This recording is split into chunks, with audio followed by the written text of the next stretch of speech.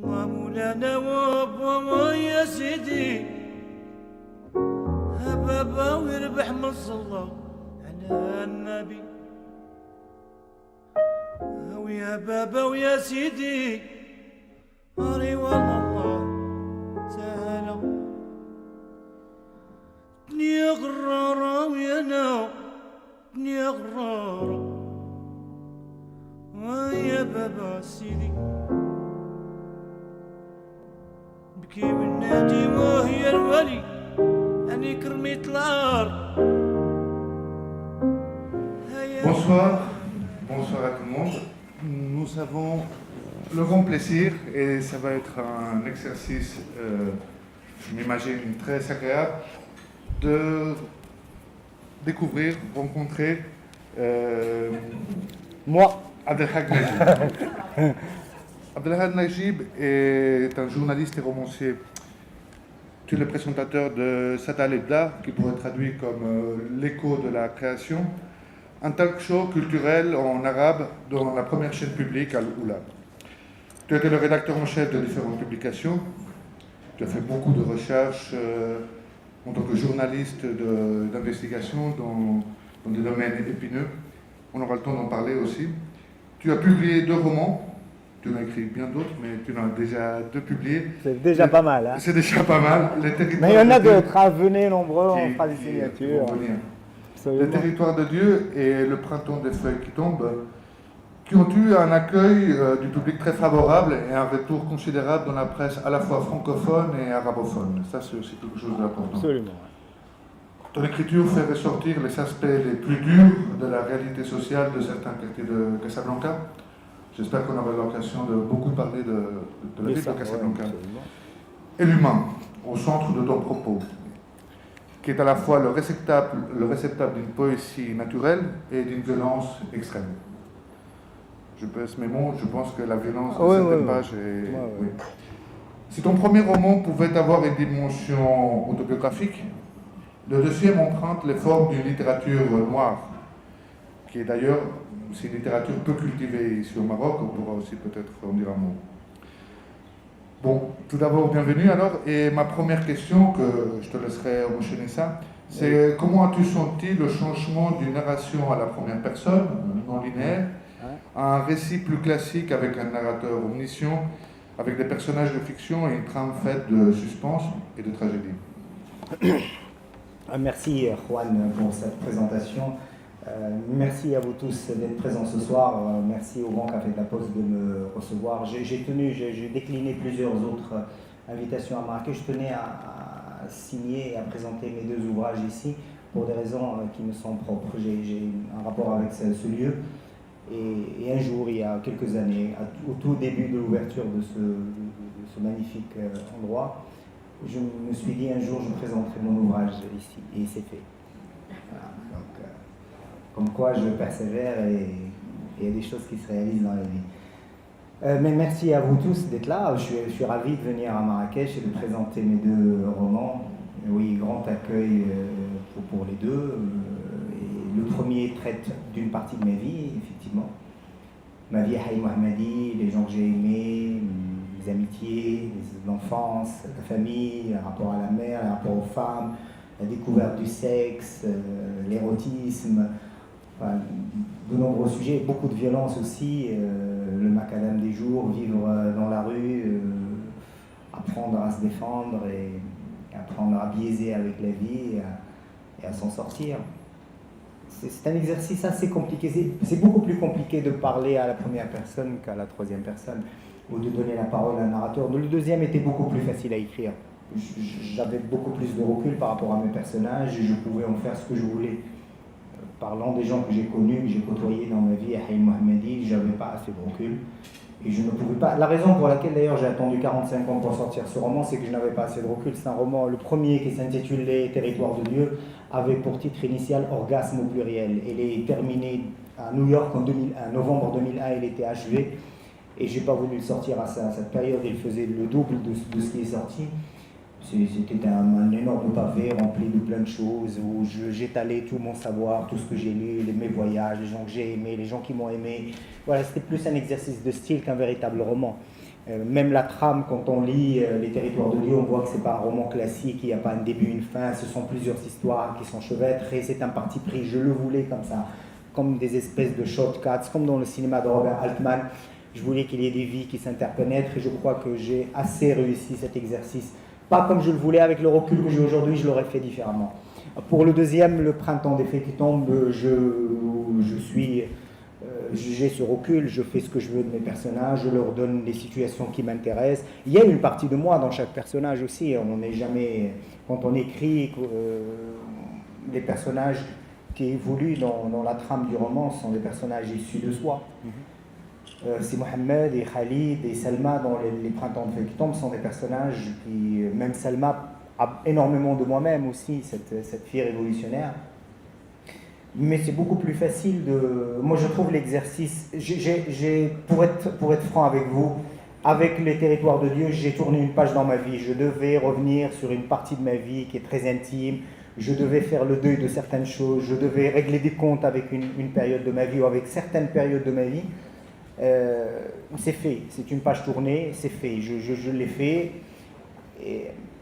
Et là, l'exercice de l'écriture dans le sens purement romanesque, où il n'y a pas que de l'autobiographie, c'est un exercice tellement plaisant et tellement... Pour moi, c'est tellement plus facile d'écrire et de créer des personnages tout en leur donnant des parties de soi et des aspects de soi-même. Mais c'est beaucoup plus facile que de parler de moi et de ma mère et de ma soeur et de mon frère et de mes parties de jambes en l'air quand j'avais 10 ans. C'est beaucoup plus... Oui, absolument. Un autre changement entre les deux romans est la dimension humoristique. Si dans le premier tu trouvais un ton à la fois ironique et épique pour parler de la jeunesse et l'adolescence, comme tu viens d'évoquer, dans toute leur cruauté et douleur, mais aussi pour parler de la sexualité, des amitiés, le deuxième roman est plus grave, et sauf un certain cynisme noir, on sent surtout la tristesse et le pessimisme qui s'accumulent au fil des pages jusqu'au dénouement. Es-tu d'accord avec cette impression ou... Ouais. La vérité, oui, je suis d'accord. Le premier est un livre... Non, je crois que les deux sont noirs. Hein. Moi, je revendique la noirceur dans ce que je fais. C'est un parti pris. Le monde... Je suis très optimiste. J'aime la vie, mais la vie, le monde où on vit est tellement noir et il faut le rendre dans ce prisme chromatique. Il y a de l'humour, on rit beaucoup dans ces textes. Hein. Autant dans Les Territoires de Dieu que dans Le Printemps des Fées qui tombent. Il y a beaucoup. C'est vrai que c'est un humour noir, c'est vrai que c'est grinçant, c'est vrai que c'est cynique, mais bon, mais on rigole. Il y a des parties où il y a des passages où c'est vraiment. Même dans celui-là que tu qualifies, Juan, de plus noir, dans Le Printemps de Fées qui tombe, il y a pratiquement 5 pages de blagues de ce cher Adam qui était un ponte à Casablanca et qui est devenu une loque humaine et qui un soir raconte la venue de Marx au paradis. Et c'est une blague qui s'étale sur 5 pages. Elle est cynique, elle est terrible, mais c'est quand même 5 pages où on rigole de bout en bout. Voilà, mais c'est ma manière à moi. Si vous voulez, je vous raconte cette blague parce qu'elle est très intéressante. Donc Marx arrive au paradis, Marx meurt et donc il débarque dans l'au-delà et Dieu s'en lave les mains et demande à l'archange Gabriel de le mettre quelque part. L'archange Gabriel se dit, tiens, Marx, son lieu... prédestiné devrait être les enfers, donc il le jette en enfer et le soir même, grosse émeute, puis grosse révolution et les locataires de l'enfer demandent plus d'égalité avec ceux du paradis et voilà, l'archange Gabriel est débordé et il vient voir Dieu et lui dit, écoute, on a des problèmes avec Marx, qu'est-ce qu'on fait? Là c'est la révolution en enfer. Il dit, écoute, il est comme tous les autres cons d'humains, tu le mets au paradis, il va trouver les nanas, il va trouver de l'alcool et il va se calmer. Il le met au paradis, le soir même, grosse émeute, puis révolution. Et bien, il fait monter la tête à tout le monde et les gens du paradis demandent plus d'égalité pour leurs frères qui sont en enfer. Dieu se dit, mais attendez, ce mec est fou, je le mets au paradis, il n'accepte pas. Et il demande à l'archange Gabriel de s'en débarrasser. Il lui dit, tu le mets n'importe où, tu me le jettes quelque part dans l'univers. Et bien voilà, l'archange Gabriel qui s'exécutait rapidement en un clin d'œil, puisqu'il est archange, et bien il part, il ne revient pas, il revient au bout d'un mois. Dieu panique, il se dit, mais il est où? Plus de nouvelles de son archange et de son émissaire. Et quand l'archange Gabriel arrive au bout d'un mois, Dieu lui dit, mais tu étais où? Je me suis fait un sang d'encre. Et lui dit, tu me parles calmement, s'il te plaît. Moi, depuis que je travaille pour toi, je n'ai eu ni week-end, ni congé, ni maladie, ni rien du tout. Alors Dieu se dit, ah, il y a un problème. Ce Marx arrive même à faire monter la tête à l'archange Gabriel. Et il convoque un huis clos avec Marx. Et ça dure 7 jours. Donc d'un côté, vous avez tous les philosophes, Nietzsche, Heidegger, Kant, Spinoza et les autres. Et les musiciens, les Marley, les Morrison, les Led Zeppelin et toutes les salopes et les salauds de cette terre qui attendent. Et les peintres et les écrivains comme moi. Et de l'autre côté, tu as tous les pieux, les prophètes, les religieux qui attendent le verdict et comment ça va se solver cette histoire. Au bout du 7e jour, donc, il y a Marx qui sort. Nietzsche se présente, il lui dit alors, tout va bien.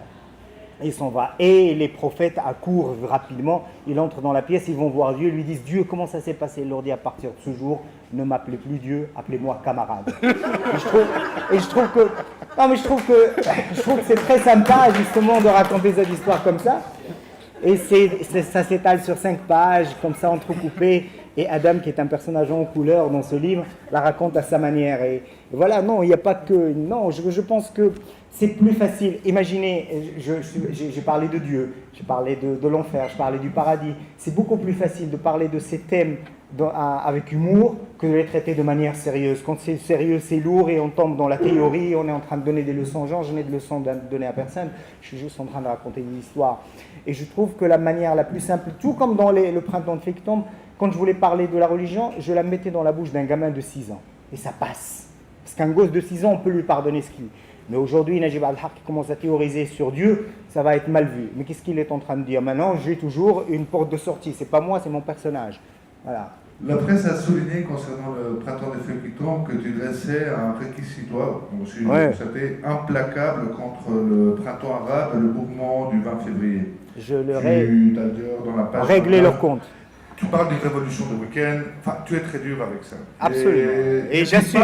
Oui, mais n'y a-t-il pas un certain acharnement, pas que de toi, et contre un événement historique qui, objectivement, a fait avancer le débat dans la sphère publique et a délié les langues de beaucoup de jeunes. Et d'ailleurs, je ne suis pas le seul à le penser. Dernièrement, Jean Saga, qui est une personne très intelligente, en faisant une revue de ton dernier roman, a aussi constaté qu'on n'est pas d'accord là-dessus.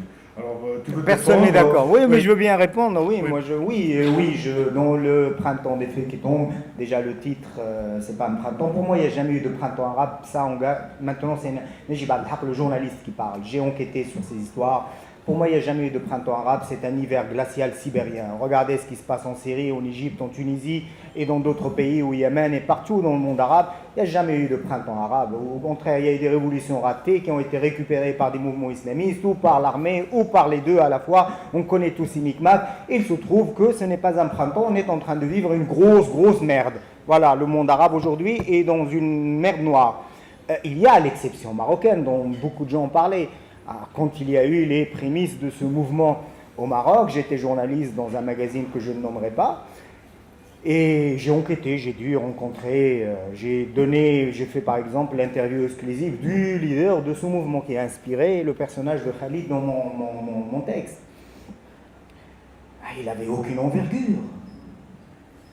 La révolution a besoin de gens qui ont beaucoup plus de vécu, beaucoup plus qui ont traversé des déserts, qui ont fait leur Atacama, qui ont fait le deuil de beaucoup de choses, qui ont fait des preuves dans certaines choses. C'était une jeunesse rêveuse qui avait des idéaux, et il se trouve que c'était une jeunesse rêveuse qui avait des idéaux. Ils sont sortis, ils ont fait la fête dans la rue, 3, 4, 5 fois, et voilà, et c'est tout. Et ça soldait avec quoi? Ça s'est soldé avec rien. Maintenant, est-ce que les choses ont changé? Est-ce qu'il y a un nouveau regard? Est-ce que depuis 2011 à 2016, en 5 ans, est-ce qu'il y a des choses qui ont changé? Effectivement, je suis d'accord avec toi, ça a donné naissance à quelque chose, une prise de conscience de quelque chose. Mais cette révolution-là, ce mouvement-là, il a échoué. Alors, première question, c'est pourquoi tu emploies le terme révolution? Parce que c'est un terme qui eux-mêmes ne se voulaient pas se présenter comme révolution. Voilà, enfin, bon, tu le connais mieux que moi que... Voilà. Ouais. Mais moi, je le fais sciemment. Je choisis ce mot sciemment. Il faut savoir ce qu'on veut. Quand on sort dans la rue et qu'on a envie de mobiliser des millions de personnes, moi d'abord, j'ai toujours trouvé que c'était bizarre que l'on se rencontre au centre au centre de Casablanca, dans cette espèce de place, la place Mohamed V, voilà, qui rassemble 10 000, 20 000 personnes. Mais c'est pas là que ça se passe. les véritables émeutes, les véritables mouvements de société prennent naissance dans les périphéries. Allez-y, organisez un truc à Haïl Mohammadi, au centre de Haïl Mohammadi, ou Dab Sultan, ou Dab Kabir, ou Sidi Moumen, ou Barnoussi, ou Aïn Sba, ou Haï Hassani, ou Loulfa, pour ne citer que quelques quartiers comme ça. Moi, je ne suis pas en train de dire qu'il fallait le faire, mais je dis très vite, j'ai compris qu'on sort comme quand il y a eu cette histoire des anges sataniques, ce groupe de musique qui a été condamné début des années 2000. Les gens sont sortis dans la rue pour protester et au bout d'une semaine, ils se sont essoufflés et les gamins ont passé pratiquement un mois de prison. C'est cet essoufflement rapide que moi, je n'arrive pas à concevoir. Et justement, quand on sort dans la rue et qu'on a envie de changer les choses, comment vous appelez ça? Vous appelez ça une balade de dimanche? Moi, c'est pour ça que j'appelle ça une balade le dimanche. Parce que les révolutions ne se font pas comme ça. Les révolutions se font différemment. Et eux, ce sont des mouvements de révolte, ce sont des mouvements de contestation, ce sont des mouvements qui voulaient justement apporter un changement. Et leur slogan le disait, ils voulaient faire tomber un système politique qui était en panne.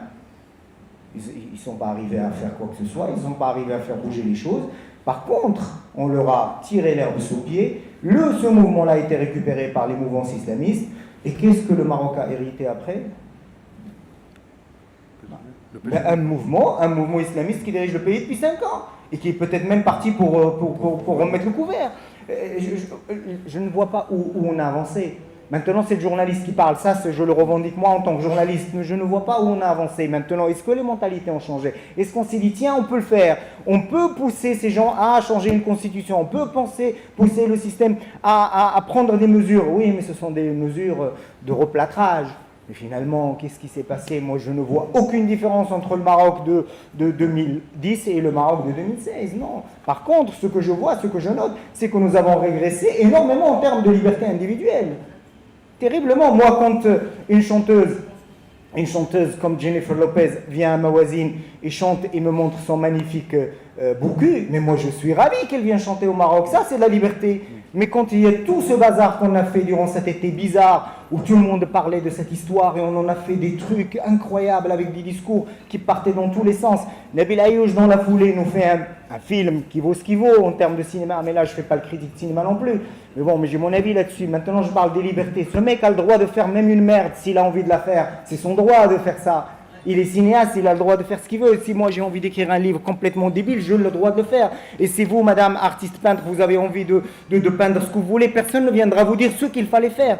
Et bien, quand les gens s'érigent en conscience citoyenne pour demander aux artistes de faire ça et de ne pas faire ça, je ne vois pas où sont les libertés individuelles. Moi, les gens qui me disent qu'on a avancé dans les 5 dernières années, moi je dis je ne sais pas où. Où vous avez avancé, je ne sais pas. Aujourd'hui, c'est encore beaucoup plus ficelé qu'avant en termes de liberté individuelle. Voilà, ça c'est Najib Abhar, le journaliste qui parle, et ça je ne l'écrirai pas sur les colonnes de quelques journaux parce qu'on ne veut pas de ce discours-là, on veut un autre discours. Voilà. Je suis journaliste depuis pratiquement 25 ans, donc j'ai fait des enquêtes un peu partout dans le monde, j'ai été dans des régions délicates, Kosovo, Bosnie, Irak, Afghanistan, la Somalie, l'Afrique noire où les choses se passaient. Je fais des enquêtes un peu partout dans le monde et je crois qu'avec ça, j'ai développé un certain flair pour certaines choses. Et puis je lis, j'arrive à lire dans ce qui se passe dans mon pays. Je veux dire, je suis journaliste dans ce pays, je connais les rouages politiques, je connais la classe politique, je connais Non, au bout de la première semaine, je suis sorti, j'ai été au milieu des manifestants, j'ai rencontré tout le monde, j'ai rencontré les jeunes de tous bords, j'ai rencontré les leaders et pas les leaders, j'ai donné la parole à tout le monde.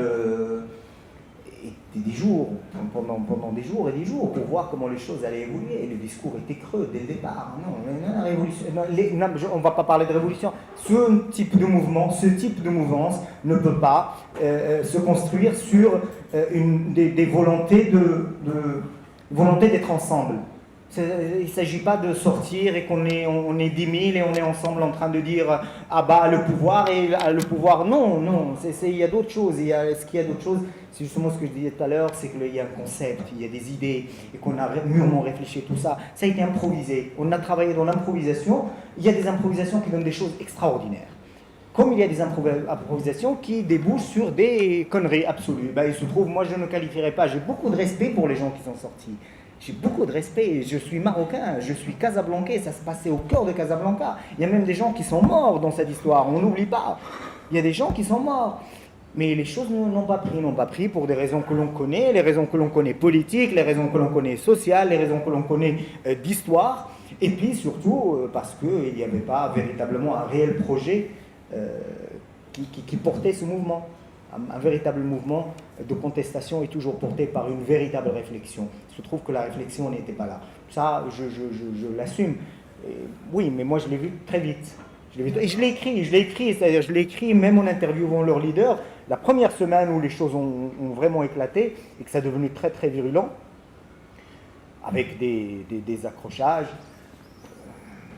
J'ai senti que le mouvement, et je l'ai dit, ce mouvement va s'essouffler rapidement, et il se trouve qu'il s'est essoufflé très très vite. Non pas que je voulais qu'il ne s'essouffle pas, maintenant ce que moi je voulais, ce que mes idées à moi, ce que j'aurais aimé, ce sont d'autres choses sur lesquelles on pourra parler. Maintenant, on est en train de juger cette partie historique. Oui, dans le printemps des faits qui tombe, je fais le procès de ce mouvement raté, je le souligne, je le dis. Il y a eu des tentatives, mais des tentatives creuses, sans aucune portée, sans aucune teneur réellement politique et idéologique. Voilà.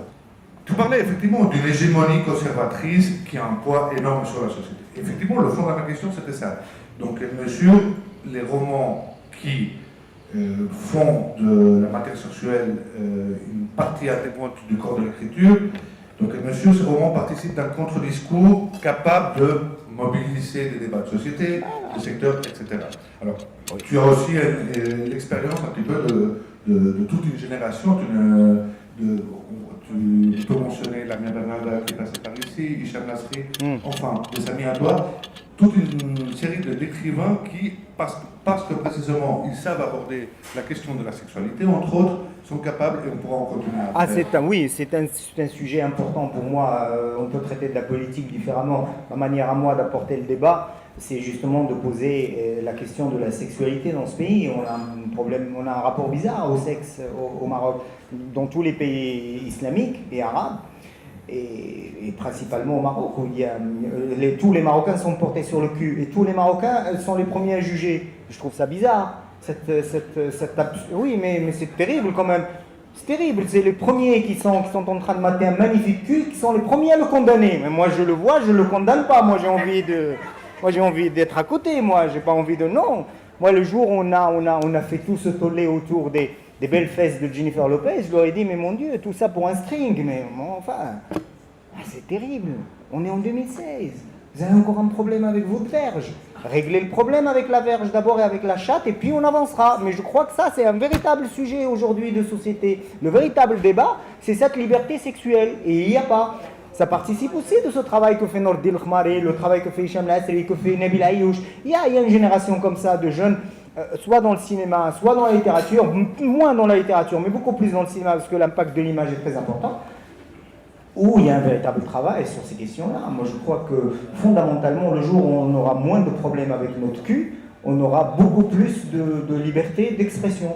Voilà, et beaucoup de liberté tout court. Voilà, je crois que ça commence par là. Et d'où, dans mes livres, et je vous invite à lire, ça baise énormément dans mes écrits. Voilà. Et je le revendique. Oui, il y a beaucoup de sexe dans ce que je fais. Et il y a beaucoup de sexe sciemment. J'ai envie, d'ailleurs, le prochain qui sort, qui ferme la trilogie casablancaise, qui s'intitule Meurtre parfait enfin, les 60 premières pages sont une orgie sexuelle. C'est une véritable partouze.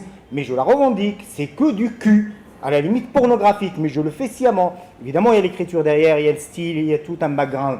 Mais je le fais exprès, je veux que ça soit comme ça. Et non pas du tout pour choquer. Par contre, provoquer chez les gens quelque chose, quand il s'agit d'aller à l'essentiel, je crois que provoquer est salutaire. Et ça, on l'oublie. Ça, on l'oublie. Il y a des gens qui provoquent gratuitement pour des choses futiles. Quand il s'agit de quelque chose d'essentiel, fondamental dans une société, la provocation est toujours la bienvenue. Il y a une série de causes à effet qui va d'un engagement politique, puisque tu revendiques que cette littérature-là et ce cinéma-là sont dans une forme d'engagement, comme à l'époque il y avait un engagement d'autres ordres.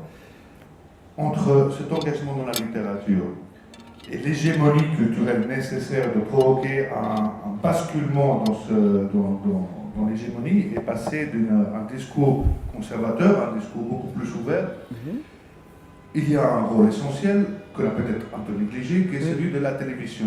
Et là, on rentre dans un autre aspect, sans vouloir sortir directement du roman, mais en enchaînant quand même cette idée de comment la télévision peut, et de plus en plus, on a peut-être négligé un peu, s'articuler comme pièce majeure pour construire une hégémonie et aussi un compromis historique avec d'autres acteurs sociaux et politiques pour une vraie transformation du pays. Je ne sais pas, la télévision, ça c'est une question très difficile pour moi de répondre. Je fais partie de la télé, je présente une émission culturelle. J'essaye de faire mon mieux, moi, à mon niveau, avec cette émission que l'on fait tous les dimanches, diffusée en prime time, qui a déjà dépassé les 2 millions de téléspectateurs, en darija ou en arabe simple, facile, hein, abordable pour tout le monde, que tout le monde puisse comprendre, hein, l'intellectuel, le moins intellectuel, même l'analphabète peut suivre ce débat et comprendre, parce que d'un côté je suis très élitiste et je pense qu'il y a certaines choses qui appartiennent, je ne sais pas, moi la philosophie, la littérature, les arts et tout, c'est bien que, je dirais pas élite, j'aime pas ce mot, mais il ne faut pas non plus les rendre trop accessibles non plus. Quand je dis trop, il y a des nuances. Non, ne faites pas sa tête, c'est pas ce que je voulais dire. C'est pour ça que j'étais en train de parler et je choisissais mes mots. C'est pas ce que je veux.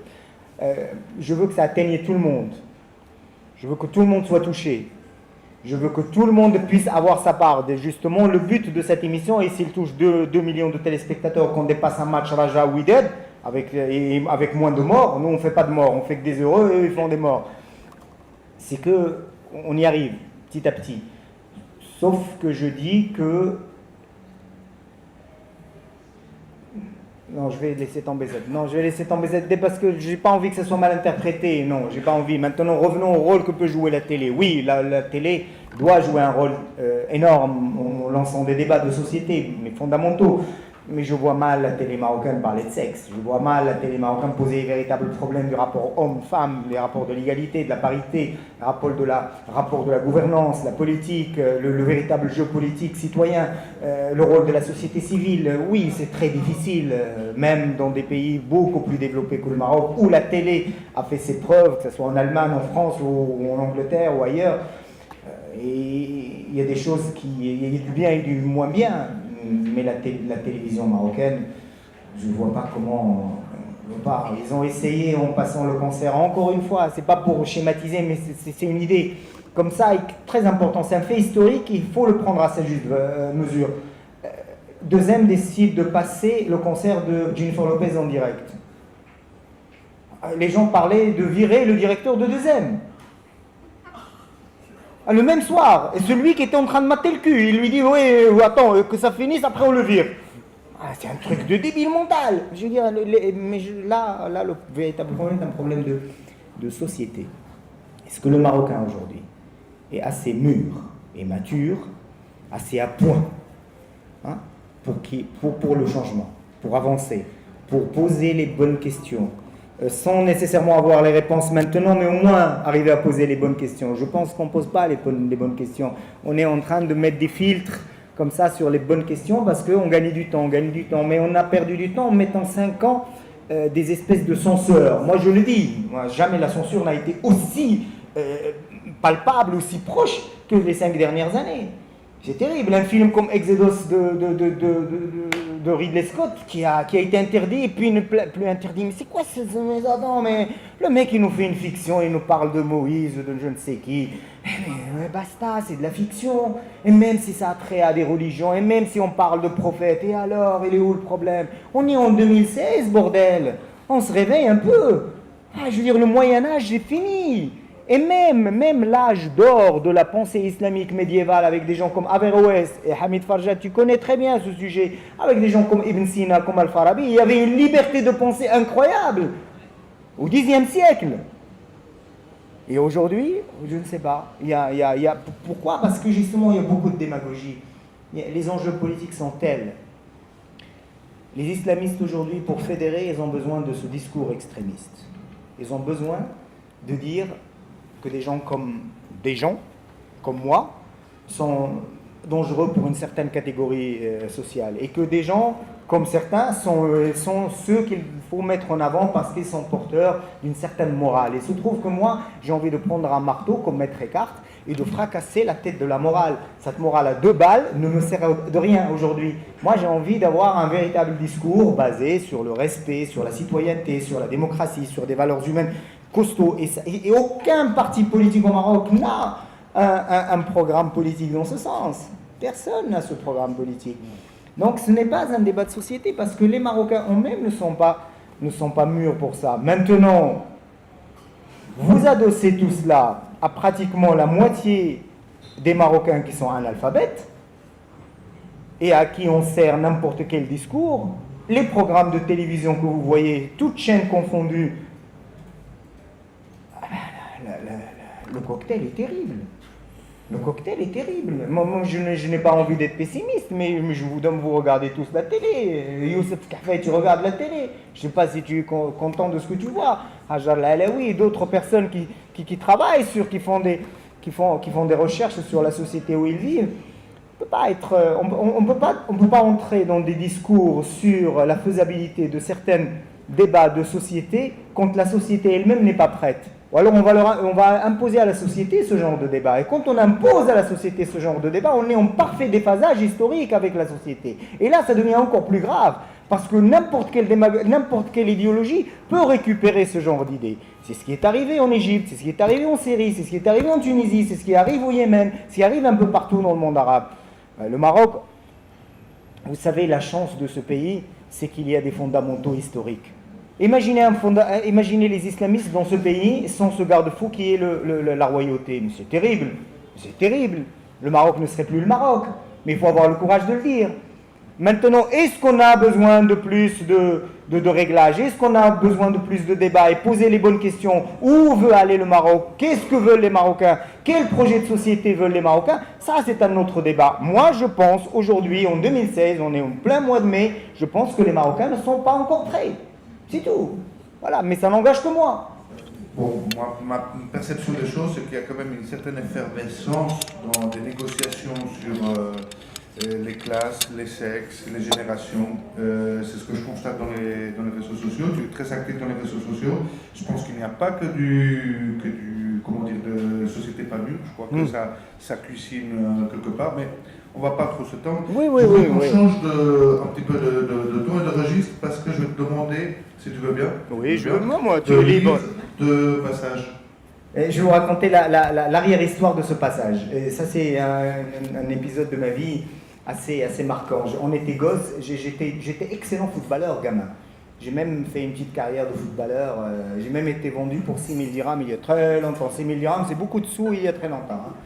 Et oui, j'ai été vendu à un club professionnel. Hein. J'ai joué dans un club casablancais. Après, j'ai joué un peu de foot en France. Les gens qui me connaissent depuis très longtemps connaissent. Généralement, je ne le dis pas beaucoup. J'en parle pas. Mais j'étais un petit prodige de football. Et donc, j'avais 10 ans, je jouais un match de foot dans un terrain vague.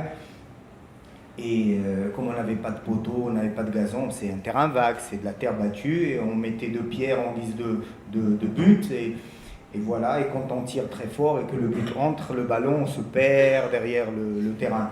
Et il faut que quelqu'un aille le chercher. Donc je suis allé le chercher avec le gardien de but, et on tombe donc sur une décharge publique, et dans la décharge publique, on tombe sur un fœtus, un bébé qui vient de naître et qui était mitouflé dans un petit truc. La maman l'a jeté à l'aube. Et on le récupère, on est gosse, le match est fini, on récupère le bébé, on le ramène et on va voir l'épicier du coin parce que c'est le seul ouvert. Et on lui dit, écoute, on a trouvé un bébé, qu'est-ce qu'on fait? Et l'épicier panique, il nous dit, ne me remettez pas ça là. Et on demande, et je vais voir ma mère, je lui dis, il faut qu'on appelle la police. Évidemment, la police arrive. Et quand les flics arrivent, donc, première question, 2 gifles que j'ai reçues. Qu'est-ce que tu en as fait? Je dis, mais moi, je n'en ai pas fait, moi, j'ai pas été enceinte. Moi, je trouvais un gamin et je vous le ramène. Et voilà, vlan, et il y avait des gifles qui partaient dans tous les sens. Et ils voulaient qu'on leur disait d'où ça venait. Mais moi, je ne savais pas d'où ça venait. Moi, je vous le jure, je ne sais pas de quelle chatte est sorti ce gosse. Je vous le jure, devant Dieu Tout-Puissant. Et il ne voulait rien croire. Bon, j'ai passé un sale quart d'heure, mais c'est une histoire qui est terrible, mais racontée avec énormément d'humour au début. Puis après, ça devient un peu plus corsé. C'est le passage qu'a choisi Juan pour que je vous lise. Et donc, je vous ai raconté l'arrière-histoire de ce passage.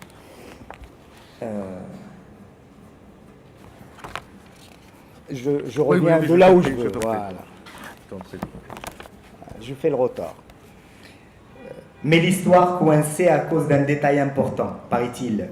Pourquoi mon ami a couvert le bébé de son vieux pull-over troué? Ça, c'est le flic qui me posait cette question. J'ai répondu que c'était probablement parce que le bébé avait froid et que Chouaib, mon ami, craignait qu'il ne meure de si bon matin dans une poubelle loin de sa mère. Et v'lan, la gifle du jugement dernier qui s'écrase sur ma joue droite. Je saignais du nez et de la bouche et le policier me demandait de lui répéter tout ce que je venais de raconter tout doucement. Non, que j'ai répondu, je ne peux pas, monsieur le policier, parce que vous allez encore me frapper. Et v'lan, 2 gifles cette fois. Une parce que j'ai dit non, l'autre parce que je refusais de coopérer avec les forces de la sécurité des citoyens honnêtes.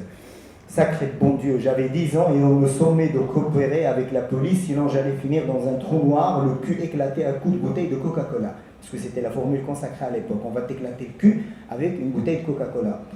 Tu as beau aimer le cul, une bouteille de Coca-Cola, non. Je ne savais pas quoi répondre, alors mon silence a été très mal vu. Là, le gros gradé qui a suivi l'action assis dans le coin sur sa chaise poisseuse, les ronds joués, s'est levé et a avancé son gros ventre vers mon visage en me disant que si je ne parlais pas, toute ma famille allait finir quelque part derrière le soleil. Ça, c'est la deuxième grosse formule. J'ai alors, pendant 30 secondes, vu la vie de... C'est ça, ce passage que tu voulais. Eh bien, c'est là.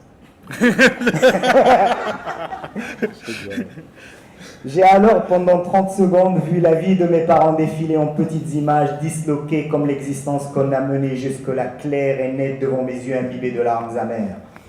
En l'espace de 30 secondes, montre en main, je me suis vu dans un long couloir noir, au sol glissant, sans porte, sans fenêtre en train de ramper, les yeux fermés, craignant de tomber sur un reptile ou une bête féroce qui m'engloutirait vivant. J'ai vu mon ami Chouaib attaché à un bureau marrant qui ressemblait à celui des policiers, la poitrine nue et la peau arrachée. J'ai vu sa mère folle pendue dans la rue en train de gesticuler et de crier qu'on lui ramène son pauvre petit. J'ai vu le quartier en feu, les femmes à poil et les hommes toutes verges d'or en train de leur courir derrière dans une orgie ensanglantée. J'ai vu Hassania morte, décapitée. Hassania était la cartomancienne du quartier. Sacrée bonne femme, mais quelle belle femme, bordel. J'ai vu Hassania morte, décapitée, avec des vers qui lui sortaient des narines. J'ai vu mon ami Ali pleurer dans les latrines après une bonne branlette parce que son bout a saigné et qu'il a perdu les pédales. J'ai vu l'hôpital du coin avec l'infirmier vicieux qu'on a coincé dans la cuisine en train de sauter une malade, les poches pleines de médicaments qu'il allait revendre le soir dans le derme. J'ai vu des kleps affamés me courir derrière pour m'arracher la peau. J'ai vu mes professeurs avec leur costume gris délavé, le bâton à la main occupés à nous faire passer le sale quart d'heure sacré de la journée. J'ai vu le frère de la mosquée Al-Khair, le bien. Je traduis, Al-Khair veut dire le bien. Et le frère, c'est l'imam de la mosquée. Ivre mort, arrêté par les flics avec les 3 putes qui agrémentaient sa soirée. J'ai vu tous les dealers, vendeurs de hashish et d'alcool qui se faisaient prendre à tour de rôle comme des cons. J'ai vu la grande fontaine du quartier éclater, inonder toutes les maisons éventrant la misère des uns et des autres au grand jour devant l'œil sceptique de Dieu, en personne qui était venu en barbe blanche, assister à la fin lancée d'une génération de fous. J'ai vu des anges sans ailes qui n'arrivaient plus à voler et qui se faisaient écraser par la foule qui courait dans tous les sens. J'ai vu 3 prophètes, Mahomet, Jésus et Moïse en très mauvaise posture, en train de demander pardon à des millions de gens qui menaçaient de faire péter la baraque avant la fin de la nuit. J'ai vu des morts sortir de leur tombe, demander des comptes au bon Dieu, aux anges et aux 3 prophètes qui n'ont rien eu à répondre. J'ai vu les morts égarés dans les pâturages des seigneurs, la chair en lambeaux, les membres arrachés, les têtes qui pendouillaient. J'ai vu la mer venir vers nous comme dans un nuage de vagues hurlantes, nous ramener ailleurs dans un monde autre. J'ai vu mon visage quand j'avais 4 ans, avec mon frère cadet qui me donnait du lait et me disait que j'allais guérir parce que Dieu était gentil et ne pouvait pas me laisser mourir, et parce que j'étais un bon petit gamin mignon tout fragile, qui a juste un petit bobo et qui va se relever pour aller gambader dans les prés verdoyants du Tupuissant. Mon travail de journaliste est indissociable de ce que je fais en tant qu'écrivain aujourd'hui. Juste pour recadrer les choses, je n'ai pas attendu mes 45 ans pour écrire. J'ai publié 45 ans. ce livre, je vous ai dit, le premier, les territoires de Dieu, a été achevé d'écriture en 2001.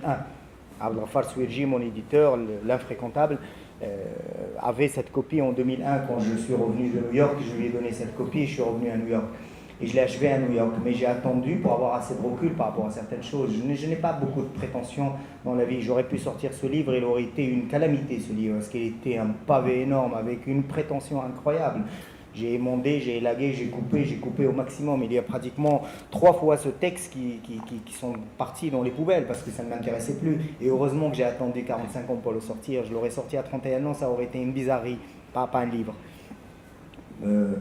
Mais mon travail de journaliste m'a aidé. Effectivement, comme l'a souligné Juan, j'ai enquêté énormément. J'ai travaillé pendant 10 ans sur le terrorisme, à ses débuts, ce qu'on appelle aujourd'hui Daesh. J'ai parlé de Daesh, j'ai pas dit Daesh, mais j'ai parlé de ce qu'allait devenir Daesh il y a 10 ans. Il y a 10 ans, j'avais dit qu'on arriverait à une multinationale du terrorisme avec des gens, des Anglais, des Allemands, des Australiens, des Américains, des Français, des Belges, des Hollandais, des Marocains, des Tunisiens, des Saoudiens, qui vont travailler la main dans la main et voilà, avec une idéologie particulière qui mange à tous les râteliers, mais qui deviendra un véritable commerce finalement. Le commerce de la mort rapporte beaucoup. Donc j'ai enquêté un peu partout dans le monde, en Espagne, chez vous. Je connais certains quartiers très chauds où résidaient certains Marocains, d'où est sortie la fameuse cellule espagnole d'Al-Qaïda où il y avait énormément de Marocains autour de quelques Syriens. Et en 2004, avant Atocha et avant les attentats de Madrid, parce que le Maroc avait eu ses attentats avant Madrid, et finalement on a retrouvé les mêmes personnages des deux côtés. Et curieusement, les mêmes personnages, on les a retrouvés dans les cellules de Francfort et de Hambourg, et on les a retrouvés aussi en Floride et à New York, et on les a retrouvés à Londonistan, dans la mosquée de Finsbury, et on les a retrouvés un peu partout en Turquie. C'est les mêmes qui faisaient les cheminements via la Turquie pour le Daghestan et la Tchétchénie. Ce sont des chemins que j'ai faits. J'ai posé mes pieds dans les pieds de ces gens-là. J'ai enquêté sur 4 frères marocains, d'ailleurs qui ont donné naissance à un roman qui va sortir bientôt, qui s'intitule « La mort n'est pas un nouveau soleil », où je raconte cette histoire-là. Je raconte cette multinationale du crime, et c'est encore une fois un roman qui est achevé d'écriture en 2004. Mais heureusement que je ne l'ai pas sorti en 2004, j'ai attendu. J'ai attendu, il a mûri, je le relis aujourd'hui, je le revois, et je lui ai donné une autre tonalité aujourd'hui en 2016. Et j'ai voyagé... Pardon ? J'ai envie de le sortir cette année, bordel. C'est mon éditeur qui parle. Comme je dis toujours, les éditeurs sont riches et les écrivains sont pauvres. Voilà, donc j'espère que ça va changer en 2017 à Abdelghafar. Sinon, on règle nos histoires tout de suite devant tout le monde. Hein. Je rigole.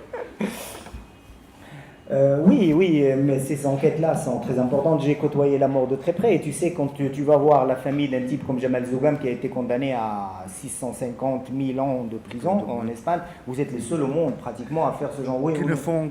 Que tu sais comment ça marche. Je sais, mais bon, 650 000 ans de prison, je trouve ça bizarre. Mais bon, de toutes les manières.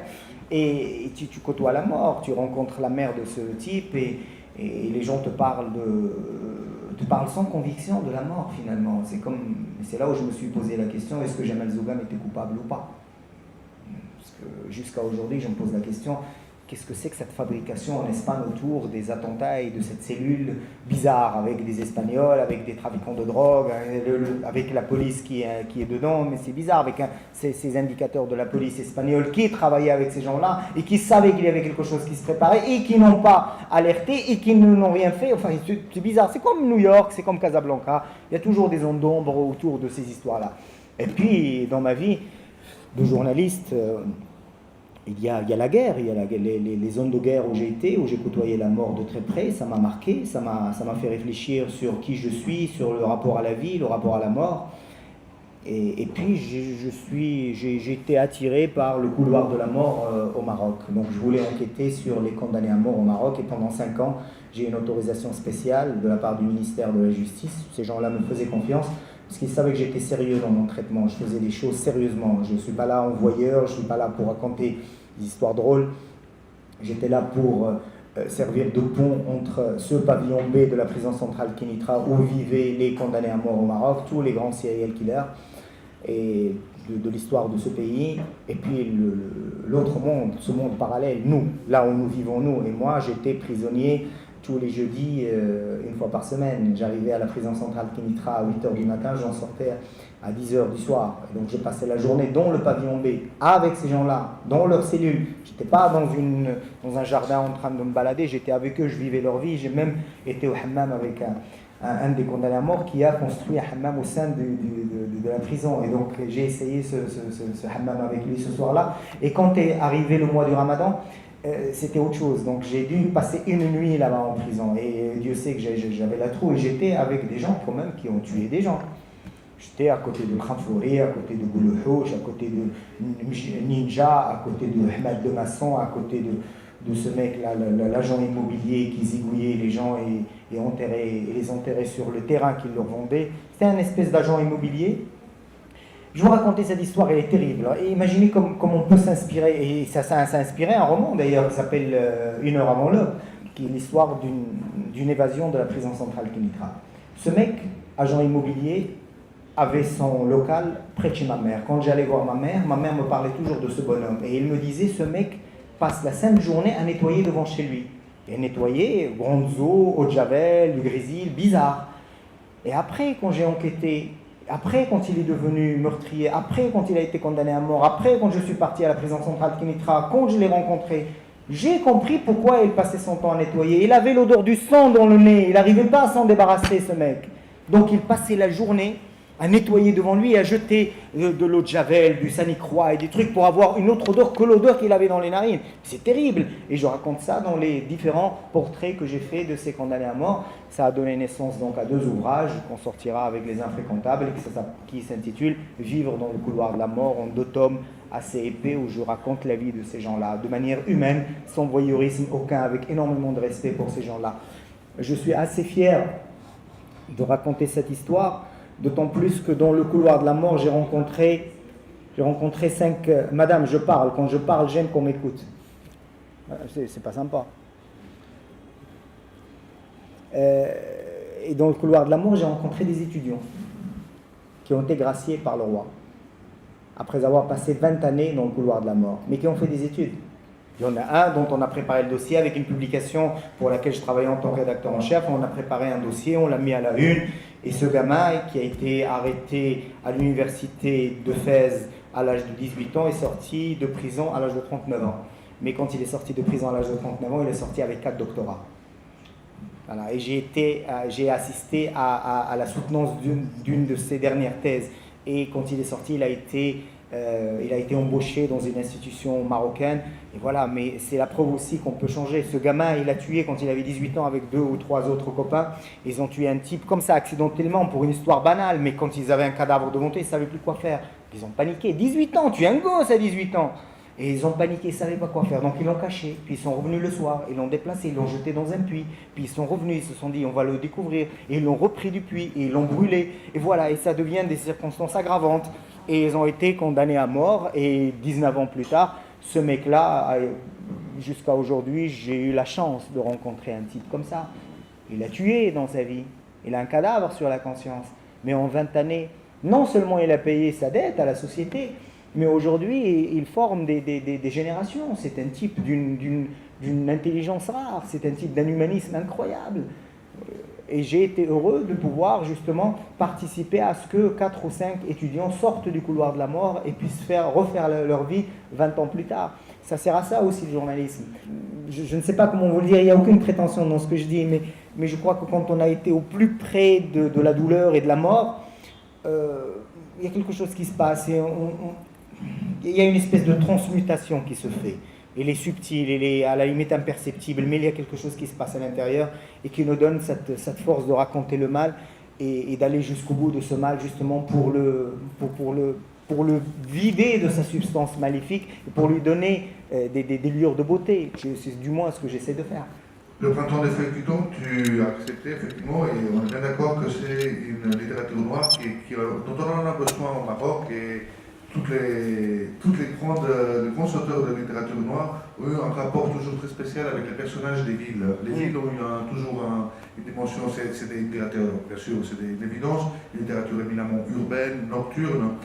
Et tu as un passage très beau que je voudrais aussi te demander de lire. Avec plaisir. où tu parles dans le printemps des feuilletons tu parles de Casablanca. Alors je voudrais te faire lire.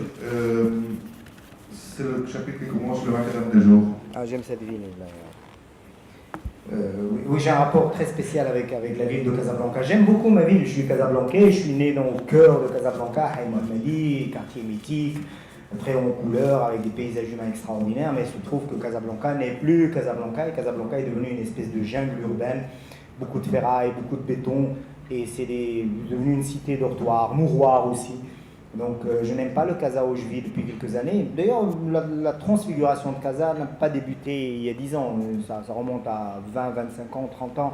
Moi j'aime le Casa des années 70, début des années 80, il était beaucoup plus beau, avec une architecture art déco sublime, avec des bâtiments magnifiques, avec beaucoup de juifs dans le quartier. Ma mère a passé toute sa vie avec des amis juifs et mon père qui est un osseur et un amoureux du sexe et des femmes, qui a eu 4 femmes dans sa vie, il a eu l'intelligence d'épouser la musulmane, d'épouser la juive, d'épouser la chrétienne. Donc il a fait le tour, mais je le soupçonne aussi d'épouser d'autres religions, et il a eu raison de le faire. Et c'est ce Casablanca dont j'ai gardé la nostalgie que j'aime énormément aujourd'hui. Casablanca, c'est des ghettos aujourd'hui. C'est vraiment des ghettos. Chaque quartier est à la limite quadrillé, encerclé. Où les gens vivent dans des états de siège. Hein. Vous allez à Haï Mohammadi, les gens sortent rarement de leur quartier. À Sidi Boumène, il y a des gens qui sortent plus jamais de leur quartier, qui vivent là en autarcie. Et c'est plus une ville, c'est des espèces de poches de résistance. Moi j'appelle, d'ailleurs dans les territoires de Dieu, je parle de quartiers en quarantaine. Ces espèces de quartiers en quarantaine avec leur propre gouvernement, leur propre chef de gouvernement, leur propre flic, leur propre commerce, leur propre institution. Et c'est vrai, moi je l'ai senti. Déjà à l'époque, il y avait les prémices. Aujourd'hui, c'est terrible, c'est désastreux. Des villes comme Casablanca. Et on n'a pas cette notion de la cité, de la ville dans son sens moderne. J'ai la chance de vivre dans des villes immenses, New York, Istanbul, Paris. Mais il y a la notion de ville. Casablanca n'a pas la notion de ville, non, il y a la notion d'agglomérat. C'est différent, et je spécifie. C'est une agglomération, ce n'est pas une ville. Voilà, et je vais lire. Le chapitre s'intitule « Le macadam des jours ». J'aime cette ville et je la hais. Je n'ai jamais douté un seul instant que l'atmosphère qui la baigne est nauséabonde. J'ai grandi, mes parents y ont vu le jour, mais je ne lui appartiens pas. C'est Mohamed. Le personnage donc, de ce roman est remonté ce matin. Khalid, qui est passé le chercher pour l'accompagner au port, ne pipe mot. Il encaisse en attendant que l'orage matinal se dissipe. Cette ville n'arrive pas à se faire aimer des siens. C'est un corps hybride. Casablanca est un monstre sans véritable visage qui à chaque fois révèle une facette terrifiante. Dans sa hideuse volonté d'anéantir les rêves de ses enfants, la ville a tourné le dos à la mer, sans espoir de lumière. Sa couleur est d'acier rouillé. Casablanca est une matrone décrépite, c'est une vieille pute avachie, lourde et hypocrite. Tout finit par y mourir, même les rêves s'y transforment en cauchemars. Je comprends que Kalima se soit tiré des sujets de ses Mohamed comme s'il revenait d'un songe bizarre. Khalid ne lui répond pas. Son ami vient d'achever une longue tirade intérieure destinée à ne jamais dépasser sa gorge. Finalement, quelques bribes ont débouché au-delà des lèvres, mais tout ceci n'est pas nouveau. L'incubation de la misère est telle dans cette ville que les rares émotions humaines qui se déversent encore sont le dégoût et la terreur. Tout le monde est tout le monde, et même en se serrant la main, on glisse dans le creux de la paume tout son venin pour achever son voisin. Casablanca est un champ de bataille en ruine, les armées qui s'y entretuent sont de pacotilles. Là où si Mohamed tourne la tête, il a l'impression de saisir du regard des pantins disloqués qu'une immense machine invisible livre en Syrie sur le macadam des jours. Je continue ? Jusqu'au début de la page, oui, juste le paragraphe encore. Là où l'on va, on rencontre des ombres, partout des visages gris, des silhouettes écroulées qui rampent à même la poussière, comme après une guerre décimant tout alentour, ne laissant que de rares poches résistantes d'une humanité finissante. Voilà Casablanca pour moi. Il y a quelqu'un dans cette salle qui a saisi cette dimension de ce personnage central dans le printemps de fées qui tombe, qui est Casablanca. Finalement, le véritable personnage, peut-être, c'est Casablanca. Beaucoup plus que Khalid, si Mohamed et Salma, c'est Madame Hajar Alaoui qui est avec nous, et je te remercie Hajar d'être là, qui a fait deux magnifiques textes, et sur les territoires de Dieu et sur le printemps de Ficton, et qui a touché l'essence même de ce que je voulais dire. Donc je tenais à te remercier et merci d'être venu ce soir. Même si c'est une catégorie qui est parfois assumée, parfois moins assumée, mais jusqu'à quel point tu te considères toi-même, dès par les démarches en tant qu'écrivain, mais aussi dans toute la question qu'on a traitée tout à l'heure, la question de la libération sexuelle, et aussi par la manière dont tu approches la mixité sociale et autres, est-ce que tu te considères toi-même, d'une certaine manière, partie intégrante d'une forme de féminisme? Comment tu vis ton rapport au féminisme? On m'a posé la question hier à la radio, et quelqu'un m'a dit quel est ton rapport, quel rapport as-tu avec les femmes et quel regard tu portes sur les femmes aujourd'hui au Maroc? Oui, je défends la femme au Maroc, la femme a du mérite au Maroc. Vous savez, vivre avec des schizophrènes, c'est terrible, hein. Je crois que les femmes marocaines, c'est des battantes pour pouvoir supporter leurs mecs. Dans leur généralité, dans leur majorité, les hommes au Maroc ont un rapport bizarre à la femme, et quand je dis la femme, je dis le sexe et tout. Je ne connais pas un seul homme marocain qui ne soit pas porté sur le sexe et les délices de l'érotisme, et pourtant il est le premier à porter des jugements à l'opposé de ses désirs les plus fous et de ses fantasmes les plus débridés. Et la femme au Maroc souffre justement de ces aberrations. Elle est mal jugée, elle est vue comme une entité inférieure, alors qu'elle ne l'est pas. Elle n'est jamais considérée comme l'égale de l'homme. Prenez ce gouvernement, vous imaginez ce gouvernement, le gouvernement islamiste, quand il est arrivé au Maroc, il y avait une seule femme ministre. Une. C'est incroyable. C'est comme s'il n'y avait pas de femmes dans ce pays et que les femmes sont incapables de diriger, de donner ou d'avoir des avis ou d'aimer des femmes. J'en ai reçu dans mon émission télé, on est à pratiquement 300 invités depuis pratiquement 3 ans. Et j'ai reçu pratiquement la moitié de femmes. Ils sont artistes, ils sont peintres, écrivains, ils sont scientifiques, ils sont ministres, ils sont chefs d'entreprise. Ils sont comme moi. Le fait d'en parler, c'est comme si ça ne devait pas être une normalité. La norme voudrait que les femmes et les hommes soient à pied d'égalité dans ce pays. Mais ce n'est pas seulement un problème marocain, c'est un problème arabe, un problème musulman. Oui, c'est un problème musulman. Prenez cette histoire de l'héritage encore, c'est une aberration. Je ne vois pas pourquoi le mec, peut-être parce qu'il a une verge et de couilles, et il va avoir le double de la nana. Mais c'est terrible, c'est la nana qui devrait avoir le double puisqu'elle reçoit ta connerie. C'est terrible. Et moi, ce sont des choses qui me révoltent. Et je l'ai vécu. Heureusement que j'ai eu une mère battante et qui revendiquait sa féminité, qui revendiquait son statut de femme, qui avait de la poigne, qui avait du caractère et qui pouvait tenir tête aux hommes dans les années 60 et 70. Et j'ai grandi dans cet amour des femmes, dans les territoires de Dieu. Et il y a eu dans le quartier plusieurs prostituées.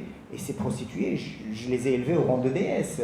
Emmanuel Sarrazin, tu as lu le premier texte. Tu as vu comme je parle de cette Aziza, Hajar Alaoui, d'autres. Et je crois que c'est l'une des choses qui a touché le plus à Abdelrahman quand il a lu ce texte. Il me dit, cette description de cette femme est tellement magnifique et ça me rappelle la Madame Edvarda de Georges Bataille. Moi, j'ai été touché qu'on me dise ça. Moi, j'ai aucune prétention, mais j'ai été touché qu'on me parle de Madame Edvarda de Bataille. Et je pense que le jour où le regard de l'homme marocain arrive à maturité pour prendre la femme dans ce qui est là de fondamental, de magnifique, d'essentiel, de beau, je crois que là, encore une fois, on amorcera quelque chose dans le changement et dans les mutations sociales. Mais tu peux rencontrer n'importe qui, hein. Moi, j'ai reçu des intellectuels et on a parté, on discutait. Et quand ils me parlaient de leurs épouses, mais c'est dingue. Je me dis, ce bonhomme-là est en train de donner des cours dans des universités. Il y a des générations qui sont chez lui et il leur inculque ce type d'archaïsme. Mais c'est terrible. C'est terrible, ça touche toutes les catégories sociales, le riche, le pauvre, l'éduqué, le moins éduqué, l'analphabète, le lettré, tout le monde. Et je crois que c'est séculaire et ça se transmet de génération en génération. C'est pire. Beaucoup de femmes aujourd'hui revendiquent. Aujourd'hui, en 2016, je rencontre des femmes, quand je leur pose la question sur leur indépendance, sur leur rapport à l'homme, ils me disent, oui, mais moi j'ai besoin que quelqu'un me recadre. Mais tu n'as besoin de personne pour te recadrer. Recadre-toi toi-même. Mais c'est terrible de faire entrer ce genre d'idée dans la tête des femmes, certaines femmes qui pensent qu'ils sont inférieurs qui n'ont pas assez d'intelligence et qui ne peuvent pas se débrouiller toutes seules dans la vie et qu'elles ont besoin de tuteurs, ou qui ce tuteur c'est le mal et qu'il a droit sur sa vie, qu'il a droit sur ce qu'elle pense, sur ce qu'elle est fondamentalement. C'est terrible. Là, c'est là que les changements doivent débuter. Moi, je ne sais pas si... On passe au tour de reconnaissance. Alors, puisque tu as déjà beaucoup parlé de Casablanca tel quel, et je vais changer un petit peu la mention, ce serait les représentations de Casablanca dans les films, et même le film aussi de pourquoi pas de Casablanca. Oui, Casablanca est un personnage, oui, il se prête au cinéma. Oui, il y a ce film magnifique qui s'intitule Casablanca, qui n'a rien à voir avec Casablanca, mais qui s'intitule Casablanca, oui. Mais moi, je reviens sur deux noms qu'on a cités tout à l'heure, Hicham Laasri et Nordi El Khmari. Nordi El Khmari qui a fait pratiquement de Casablanca l'écrin, le décor de tous ces films. Casablanca est une agglomération qui se prête à la noirceur, qui se prête à la douleur. Et je crois que c'est la nuit, Casablanca pour la connaître, c'est la nuit. D'ailleurs, mon prochain roman se déroule que la nuit. Que la nuit. Il y a 2 scènes dans la journée, ce sont des scènes qui se passent d'ailleurs dans le commissariat. Mais tout le reste, c'est la nuit. J'ai envie de décrire Casablanca le soir, la nuit, quand c'est vide, quand il y a les chiens qui aboient, quand il y a cette horde humaine qui sort. C'est une bizarrerie. D'ailleurs, même dans le printemps de Ficton, il y a une scène où je décris cette horde de personnages qui sortent après minuit dans l'ancienne Médina. D'ailleurs, c'est un passage que je voudrais partager avec vous tout à l'heure, parce qu'il est terrible. Oui, Casablanca est un personnage à part entière. Bach, Johann Sebastian Bach. Je sais pas, pour un type comme moi qui a des rapports bizarres à la religion, je vais risquer une phrase galvaudée. Oui, Bach est peut-être l'une des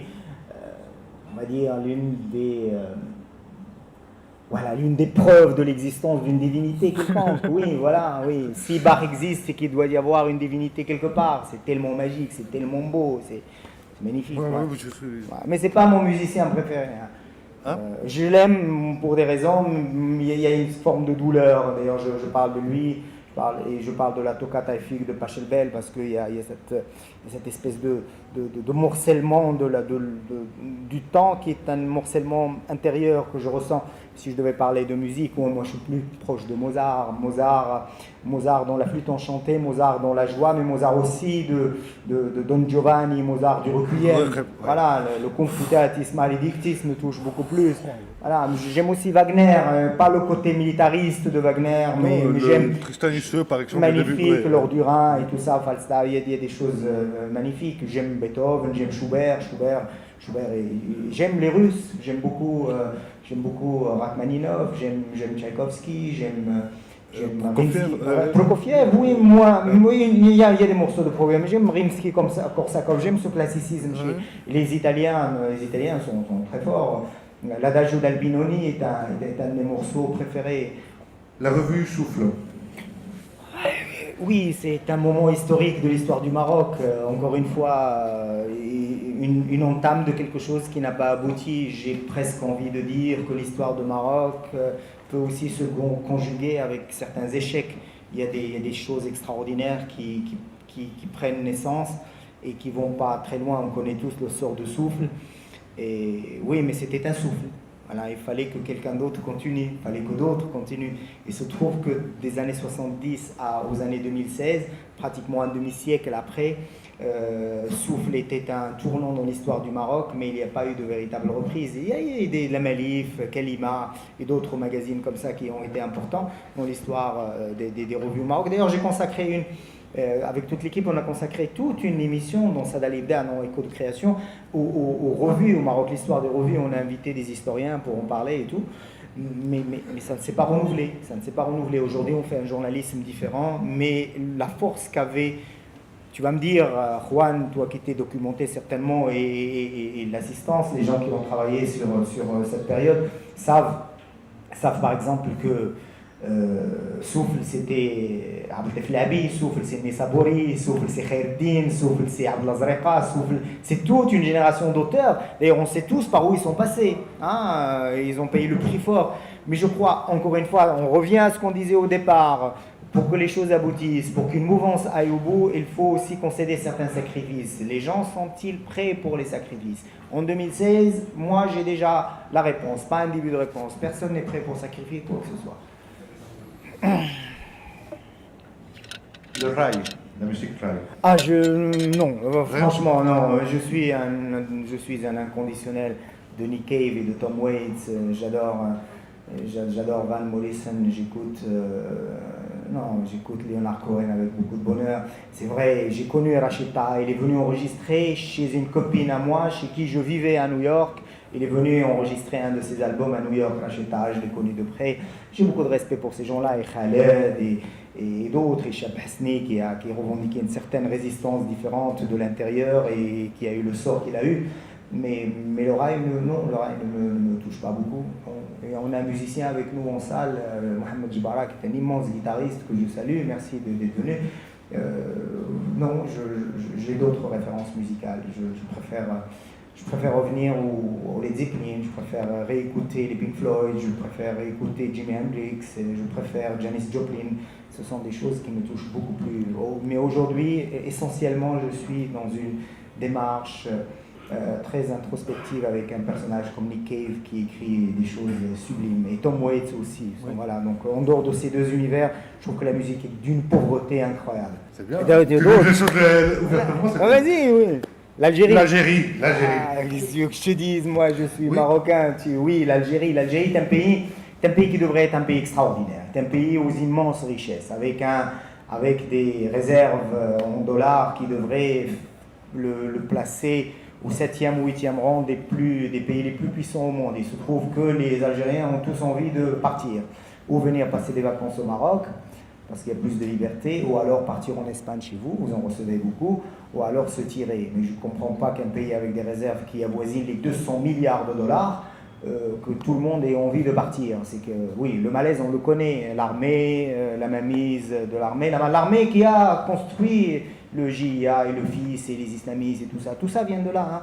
Tout ça vient de là. C'est l'armée algérienne qui a construit ces mouvances islamistes. C'est l'armée algérienne qui a tout fait pour que l'Algérie arrive à ces 20 années terribles où il y a eu pratiquement plus de 200 000 morts. Mais c'est terrible, 200 000 morts. C'est incroyable. Et c'est l'Algérie, c'est à côté de Oujda, hein. C'est à 14 km de Oujda, par Zoujbral. C'est une région où j'ai enquêté énormément. Je connais très très bien ce pays.